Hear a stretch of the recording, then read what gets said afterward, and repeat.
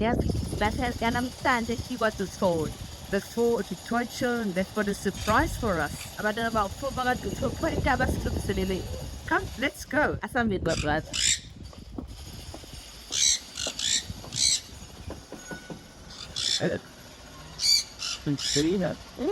Hey.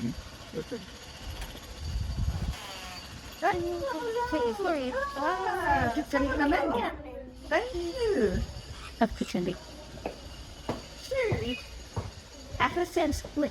Thank you so much. They must be safe. Yeah, at least if it probably to this field. Yes, that's all it is. Yeah, we come here with all the kids' life children. And that was just for you now. Well, we're gonna play with his life. We heard you've got a surprise for us. And you think it's going to be a little. So what's in the program? You need to looks a little nonsense. First we're going to sing and then we're going to tell a story. Why she? Which was not going to be poorly because we're still in town. That's wonderful. And who's going to pray first? One is coming fashion. Lately. It's pray. I said that thing.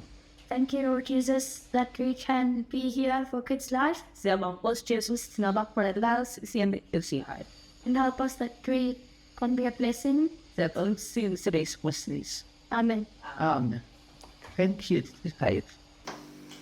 So, which song are you going to sing for us? You people in the school namhlanje.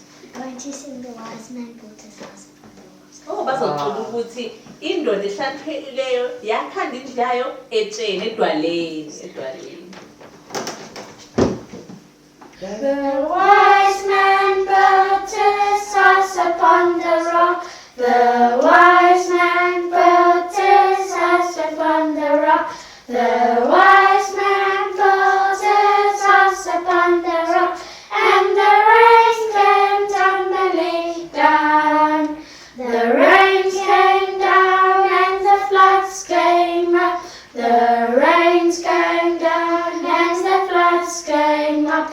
The rains came down and the floods came up. And the house on the rock stood firm.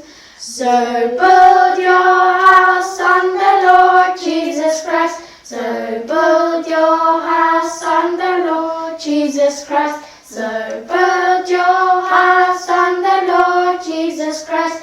And the blessings will come down. The blessings will come down as the praise go up. The blessings will come down as the praise go up. The blessings will come down as the praise go up. And build your house on the Lord. Now you've got something else on the program, I've heard. Yes. What is that? Yes, khona okunye enakho enisiphathele khona namhlanje. It is the story of the 3 little pigs. How indaba lena indaba yengulube entathu. Now, what is this? Is this box? Is it a shoe box? No, it's a video screen. Oh. Oh, so iscreen lesi abasenzile. So you can open the screen. Uyasitshengisa ukuthi David uwenza njani. If you open it like that, then you see that we've made it's just rolls of paper that you stick together. So amaphepha lawa ahlanganiswe ndawonye. And you draw the pictures and color them in. Udweba iy'thombe muse uyayifaka imibala emihle. And then here, and then at the just in the middle of the box, you can say like 20 centimeters apart. You make put two skewers that they come in like here and here. Then you roll your paper around. Uyabona ukuthi khona induku ey'bambe And stick it lamaphepha. also. Can you hold it a bit up, David, yeah? And then you stick it also, and then you can close it, and then if for the outer thing to, you can then you can make you cut out a thing just big enough for one picture, and then you can make decorations on your screen. And then also for a lock, if you don't want it to open, you can make Okay. something like this where you just put it in through both of the lids, then it will stay closed that you can't open it. Hayi siyabona uDavid uyasichazela ukuthi balenze kanjani leli bhokisi esiscreen, uyasichazela ukuthi bakwenze kanjani phakathi ngebhokisi nje. Okay, now can you tell us the story? I'd like to hear the story. You must tell the kids, live children, the story. So, I think need to put it on. Siyavula ke indaba yakhe. So first, one day on a faraway land, there were 3 little pigs. Ezweni elidala kwakukhona izingulube ezintathu. And their mother said that they are getting old, so they need to go and live by themselves. Uma wabo abatshela ukuthi nibadala manje hambani noyiphilela. The mother gave them some money and Uma wabo abanika imali. So then they went. So they all wanted to build the same house, different houses, so they were always fighting what house they would build. So they decided to build their own house. So bacabanga phela babefuna izinto ezahlukene ukuthi sokhanda yiphi indlu. Bonke bacabanga ukuthi yiphi indlu ulona lo ozoyikhanda. So the first little pig built a house of straw. Hayi eyokuqala ingulube yona yakhanda nje ngomhlanga indlu. And the second little pig made a house of wood. Eyesibili ingulube yona yakhanda nje ngeengodo. The third little pig made a house of bricks. Eyokugcina ke yakhanda ngeitina. But then at the end of the day, there was somebody who was always watching. Kodwa ngicine khona wehlele eyibuka lezi ngulube. And it was the big bad wolf. Hayi kwakuyilena ipisi endala. He was watching when they were building the houses and when they were eating dinner and when they went to bed. Yayihlala ibabuka ukuthi lapho bedla ngisho beyolala. So then the wolf came to the first little house and he said, "Let me in, let me in." Hayi lempisi le yafika yafika kokuqala kwingulube yokuqala yathi ngivulele ngene. But the first little pig said, "No, not by the hair on my chinny chin chin." Hayi ke yokuqala ingulube yathi ngeke ukubone lokho ngeke uzungene la. So the wolf said, "Then I'll huff and I'll puff and I'll blow your house in." Hayi impisi yathi ngizophephetha ngiphephethe indlu yakho. So that's what he did. So then the pig ran as fast as he could to his brother's house. Hayi bo ya impisi le yaphephetha indlu yaphephuka indlu le ngulube le yabaleka yayongena endlini kafowabo. And then they were staring at the house and they were very scared that the wolf would come. Hayi ke babuka lapha endlini babona bese besaba phela ukuthi impisi izofika. But then the wolf came and said, "Let me in." Yafika impisi yathi ngivuleleni. And then the second little pig said, "No, not by the hair on my chinny chin chin." Yathi le mpisi ingulube yesibili ngeke uzungene la.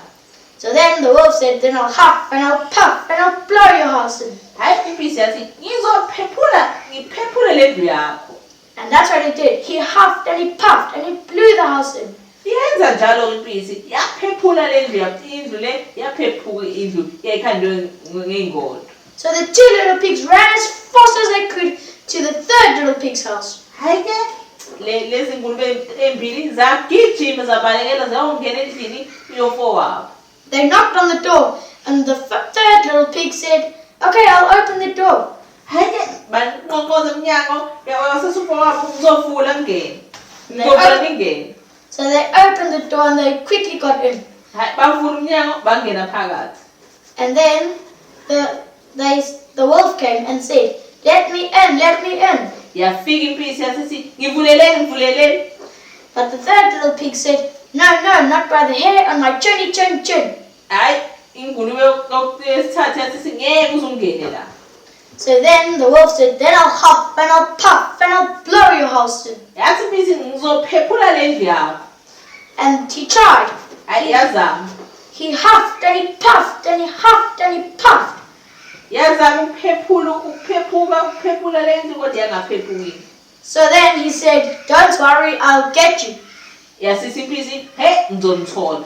So up he climbed to the roof and jumped through the chimney. Yayongena kushimula phezu kwendlu. He slid through the chimney. Yangena So phakathi kushemula. the third little pig quickly made a plan. Hayi ke ingulube yesithathu yenza icebo ke manje. He took a pot of boiling water Yathatha amanzi ashisayo. and he made a fire under it. Yenza nomlilo phakathi kwebhodo. So then the wolf came flying through the chimney and he landed in the pot. Hayi ke impisi yangena kushemula yayongena phakathi ebhodweni elibili amanzi. He flew back up out of the chimney Yavele yandiza yabuyela phandle iphuma ngoshimula. and he flew out of the chimney and he started running away. Hayi yaphuma ngoshimula ngejubane yaqala yabaleka. And then the three little pigs lived happily ever after. Hayi ingulube zokugcina zahlala kahle zingazahlushwa impisi. That's the end. Gcina lapho ke indaba yethu. Children, this was a beautiful story. Thank you so much. Bantwana le bekuyindaba emnandi sibonga kakhulu. Do you know, that reminds me of what the Bible teaches us about building.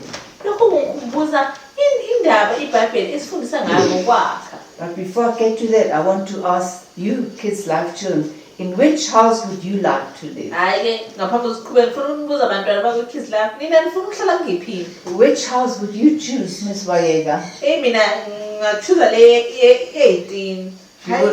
She would like to live in the house built of bricks. Me too. Hayi ngoba iqine kakhulu. Yeah, that's the safest. Then the wolf can't come in. And you know, in 1 Corinthians, I say that for the older children, in the letter to the Corinthians, the first letter, chapter 3, verses 12 to 15, we read about how we should build a house. WabaseKorinte wokuqala isahluko sesibili verse 12 kuya 15 siyafuna ukuthi sakhe kanjani. How we should build and what material we should use to build. Ukuthi sakhe kanjani, sakhe ngani futhi.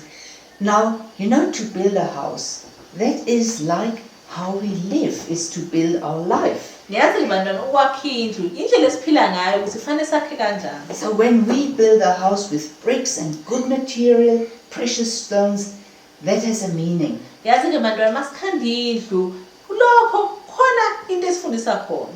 You know, then we love God, we fear God, we obey our parents. Ngaleyo ndlela ke sisiyamsaba uNkulunkulu silalele nabazali bethu. We live a life that is pleasing to God. Siphila impilo ejabulisa uNkulunkulu. Like your song, we build on the rock, the Lord Jesus. Njengeculo leli sisakha edwaleni linguJesu. And no matter what comes our way, God will get us to heaven. Noma ngafikani uJesu uNkulunkulu uzosipha esisezulwini. But you know, that house built from wood.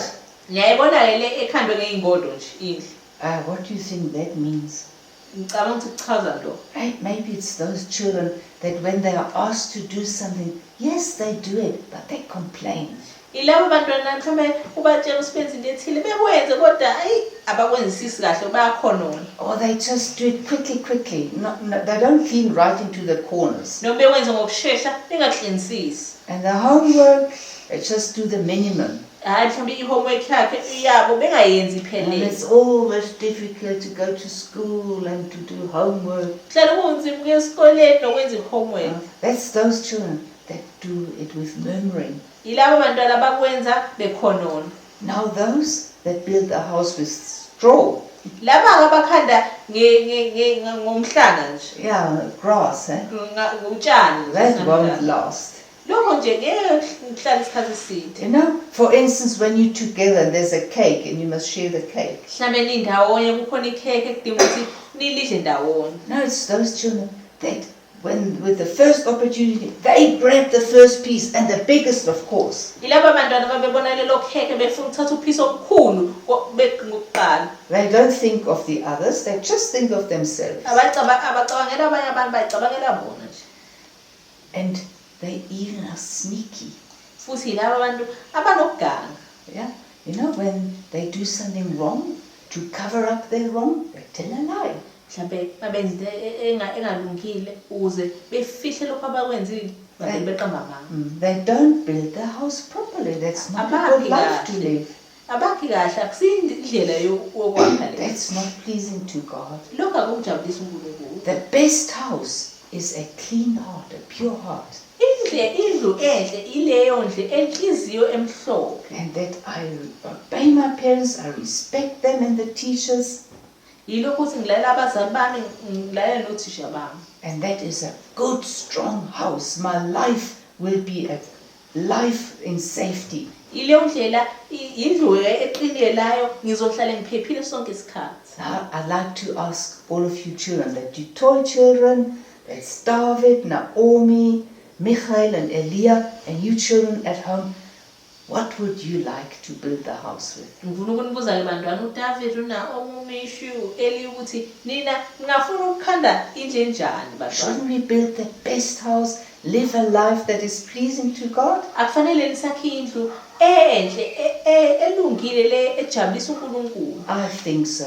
No matter whether the storm comes or not, I'll be happy. Ngisho ngathiwa kwenzakalani, ngisho kuqhamuka ivunguvungu ngizojabula. Don't you think so, Miss Ngiyacabanga Wayne? kunjalo kakhulu. Have you still got a point to add?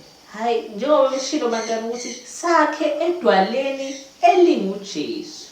As we heard, we must build on the rock, which is the Lord Jesus. Futhi simenze uJesu uma ngathini eyisiqalo sethu ifoundation yethu ilapho indlu khona izoqina kakhulu. And if the Lord Jesus is our foundation, then our life will be firm and steadfast. Sakhe kuJesu njalo bantwana.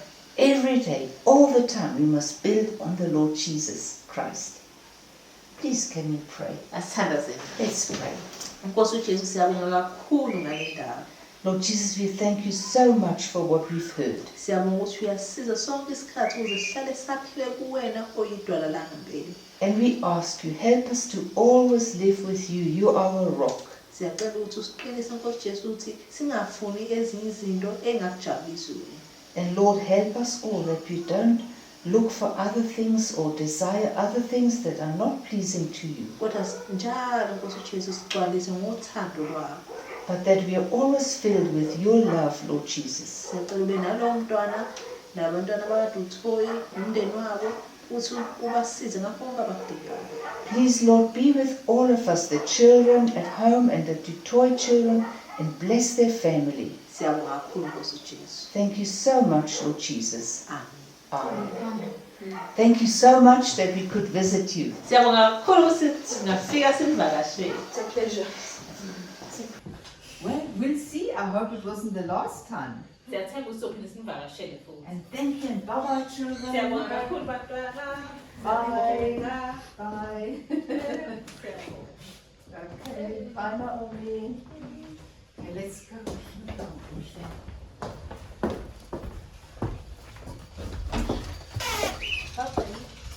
Bye. Oh, the sun is still shining, huh?